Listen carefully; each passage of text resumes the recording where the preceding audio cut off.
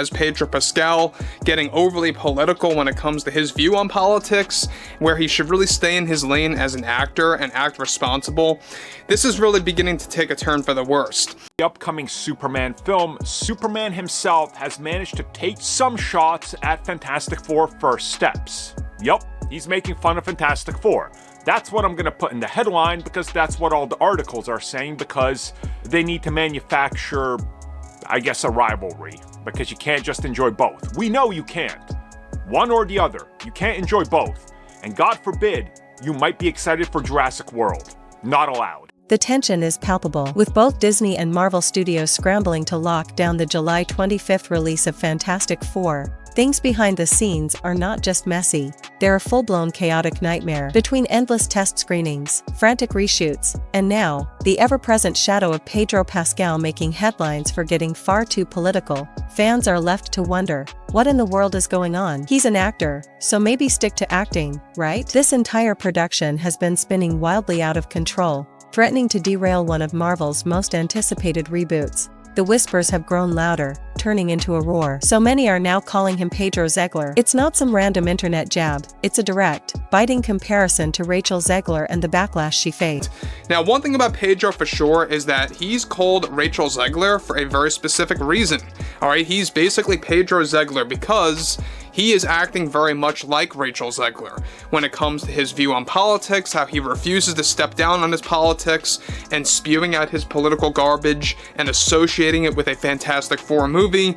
That's exactly why people are getting very turned off. And why? Because, much like Zegler before him, Pedro has been relentlessly pushing his political views while actively promoting a superhero movie. This isn't the time, and it's certainly not the place. This is Fantastic Four, not a campaign speech, nor a political rally. It's a Marvel movie, designed to entertain, to thrill, to transport audiences into a world of incredible powers and heroic feats, not to preach or lecture. And here's where the situation intensifies. Pedro himself has openly admitted that some elements of gender politics are deliberately mixed into the storyline. Yes, you heard that right. It's already confirmed, integrated into the very fabric of the narrative. But the real chaos began when this revelation forced Disney and Marvel to acknowledge the widespread public discontent. Now, things are getting truly wild. The upper echelons, from Bob Iger himself to the highest ranks of the Marvel team, are in a desperate rush to tone down that political content. During these ongoing, chaotic final reshoots and edits, they're scrambling to make those politically charged parts less obvious, less overt, almost as if trying to erase them before the film explodes onto. What led the Disney company to engage in an emergency meeting to cancel multiple events for Pedro Pascal to drastically reduce his presence on television and on the internet. Screens next month. It's like they're trying to undo months, perhaps years, of noise and creative decisions before it's irrevocably too late. But the ultimate twist has just dropped, and it's sending shockwaves through Hollywood. Disney just did something to Pedro Pascal that's raising eyebrows everywhere. A move so profoundly ironic it's giving people unsettling flashbacks to how Rachel Zegler was controversially handled just months ago. Are they trying to send him a message? Are they mirroring the drastic actions taken against her to reign in a defiant star? The pattern, to anyone paying attention, is simply too obvious to ignore, and it speaks volumes about the level of desperation currently gripping the studio. Let's dissect this further, because trouble was already brewing long before Pedro's latest headlines. With both the Walt Disney Company and Marvel Studios still frantically anticipating their release of Fantastic Four on July 25th, we know that in the midst of the ongoing test screenings and the reshoots and everything else in between, such as Pedro Pascal getting overly political when it comes to his view on politics, where he should really stay in his lane as an actor and act responsible, this is really beginning to take a turn for the worst. One of the biggest red flags flapping in the wind, the trailer. It's just not hitting like it should. For a Marvel Studios production, a Fantastic Four reboot no less, fans should be beyond hyped, their anticipation reaching fever pitch. Instead, all we're hearing is crickets. This isn't another Snow White level disaster, not exactly, but for a fresh take on one of Marvel's most iconic, foundational teams, the buzz should be through the roof. And it's not even close. Now, inject Pedro Pascal into this already volatile mix. With both Disney and Marvel already catching serious heat over the film's creative direction, Pedro's recent, highly publicized political outbursts have only amplified the negativity, transforming a simmering concern into a blazing inferno of controversy. The studio simply cannot afford any more missteps, yet here we are. And then came the bombshell. a major, unannounced behind-the-scenes move just dropped, confirming what many suspected. Disney actually punished Pedro Pascal in a way nobody saw coming. They didn't just issue a stern warning, they actively restructured his entire promotional schedule. Sources within the industry, close to the discussions, confirmed that the top brass at Disney, including CEO Bob Iger, along with various high-level executives, producers, and even the board, convened an emergency meeting. The unanimous decision was swift and brutal. Pedro's media run needed to be cut short, immediately. They've slashed the number of his scheduled interviews, canceling a significant portion of his planned TV appearances that were specifically meant to promote Fantastic Four. That's right, they are systematically sidelining one of their own lead stars, effectively muzzling him during a critical promotional period. The reason is stark. The political drama incessantly swirling around him is demonstrably dragging down the movie's already fragile reputation, threatening its box office prospects before it even has a chance. Disney, it seems, is done playing games. They are unequivocally telling Pedro to cool it with the politics, to put a lid on his outspoken views before it irrevocably messes with the film's box office performance. Marvel is in an all-out scramble, desperate to get this runaway train back on track, but the lingering question remains, is the damage already too extensive to repair? Behind the tightly sealed doors of Disney and Marvel, things have escalated dramatically, becoming incredibly tense between Pedro Pascal and the executive team. During heated internal arguments specifically tied to the movie's marketing strategy and the upcoming press tour, Pedro flat out refused to tone down his political rhetoric. He reportedly fired back at the executives, his voice ringing with defiance, telling them, it's a free country and he'll say what he wants. This unyielding stance, this refusal to yield to corporate pressure, sparked a full-blown emergency meeting over at Disney, sending shockwaves through the entire studio. The immediate result was a cascade of cancellations. Several of Pedro's high-profile appearances on TV and across online platforms were scrapped on the spot. His presence, meant to ignite excitement and anticipation for Fantastic Four, just got cut in a major, unprecedented way. And this drastic move, almost eerily, mirrors exactly what happened with Rachel Zegler not too long ago, a chilling echo of past controversies. It's no shocker, then, that Pedro is a known, staunch supporter of Rachel and her political views. And get this, Rachel's name was even dragged into these intense arguments. Pedro reportedly told Disney executives, in no uncertain terms, that they treated her unfairly when she lost multiple roles following the Snow White controversy. He was not just defending her, he was directly challenging their authority and their handling of talent in the same breath. This back and forth, this open defiance, made it crystal clear. Disney isn't just grappling with a minor marketing hiccup, they're dealing with a star who is clashing hard, fundamentally and ideologically, with their entire corporate approach, risking a catastrophic financial loss for the studio. Now, let's be utterly real. Disney isn't making these cuts, these drastic decisions, for no reason whatsoever. They know, with agonizing clarity, that Fantastic Four needs to succeed, and it needs to succeed badly. This isn't just about one movie's bottom line, it's about salvaging and reigniting Marvel's battered momentum heading into a crucial period in 2026. With colossal projects like Avengers, Doomsday and Secret Wars lined up, they desperately need a monumental win to re-establish their dominance and reassure investors. The stakes couldn't be higher. It's a make-or-break moment. You even had iconic figures like David Tennant expressing his desire to play Reed Richards,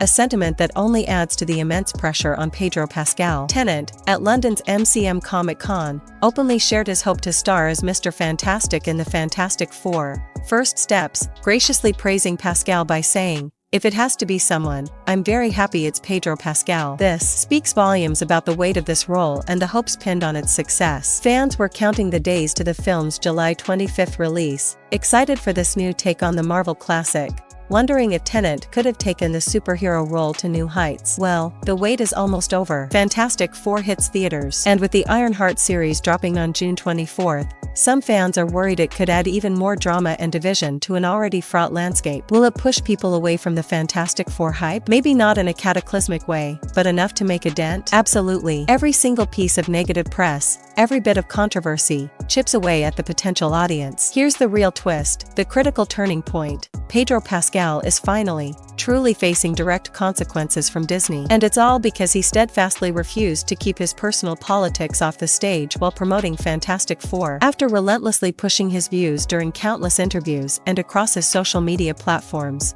Disney is finally stepping in. But why now? Why the delay? The answer is brutally simple. analysts and producers have finally, and somewhat belatedly, realized that Pedro's outspokenness might actually be severely hurting the movie's chances of box office success. It has become a tangible threat to their financial investment. Behind the scenes, the tension brewing between Pedro and Disney CEO Bob Iger is far more serious than initially reported. Sources indicate that Iger himself was the one who personally pushed for Pedro to be pulled from key promotional events. Yes, there's a growing, undeniable grudge between the star and the top boss of Disney. Pedro was reportedly yanked from highly anticipated interviews and primetime TV spots where he was supposed to talk up Reed Richards, his character, and where the film's gender politics angle would have inevitably been highlighted. But instead of boosting hype, that ill-conceived strategy was starting to spectacularly backfire, creating more controversy than curiosity. So, Disney did what it had to do. They pulled the plug. And here's the absolute bombshell, the truly shocking revelation: even Kevin Feige, the architect of the MCU, reportedly gave in. He backed Bob Iger and agreed to tone down the problematic messaging in the film. That is monumental. The very agenda that was seemingly woven into the film is now being watered down, diluted, just weeks before release. All of this is happening because the backlash, the public outcry, is becoming far too real, far too potent to ignore. This entire chaotic episode is unfolding right in the middle of heavy reshoots and desperate test screenings that are still ongoing. Even with the July 25th release date looming just around the corner,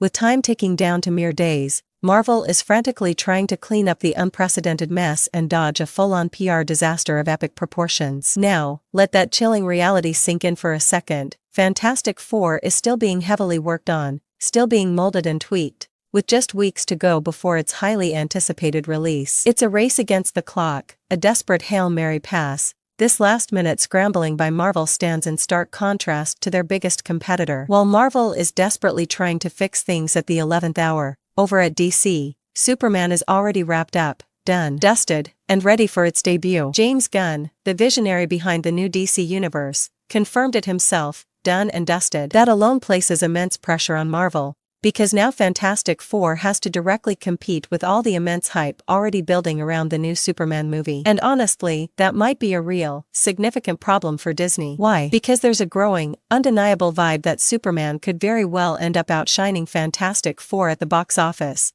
potentially stealing its thunder and its audience. And let's be brutally honest, Pedro Pascal certainly didn't help the situation. He openly admitted the movie is actively straying from the original comic book material and is instead leaning into gender politics. Fans, a significant portion of them, are not loving it. His comments have already cast a dark cloud over the film's already struggling momentum, creating a sense of apprehension rather than excitement. The things Pedro has been saying, they've got people turning their heads for all the wrong reasons. Instead of genuinely hyping up the character or the storyline, his remarks are consistently creating controversy that just keeps dragging down the pre-release excitement. It's like he's inadvertently weighing down the movie, anchoring it with baggage before it even hits theaters. And here's the most baffling part. Despite Disney aggressively cutting back his appearances and explicitly warning him about the escalating backlash, Pedro straight up told executives he has zero plans, absolutely no intention, to tone it down. He's doubling down on the message that gender politics should be an integral part of the story, defiantly holding his ground. Wild, right? This level of stubbornness is unheard of, especially when faced with potential financial ruin for a tentpole film. Now, here's something else to keep a very close eye on. Pedro's deal with Disney is reportedly not just pricey, but incredibly complicated. Insiders whisper that explosive details about that intricate contract are going to surface soon, and they could be truly devastating for all parties involved, revealing a tangled web of clauses and agreements. Oh, and don't forget about Joseph Quinn, who plays Johnny Storm, the Human Torch. He's reportedly siding with Pedro, fully backing his controversial stance and openly challenging Disney's directives as well. This entire situation just keeps heating up, bubbling with internal conflict, and we're not even at opening night yet. The layers of drama are almost as complex as a Marvel comic itself. Now let's be real, Joseph Quinn siding with Pedro Pascal? Not shocking at all, if you've been paying attention. This is the very same guy who publicly stated that Johnny Storm, the iconic Human Torch,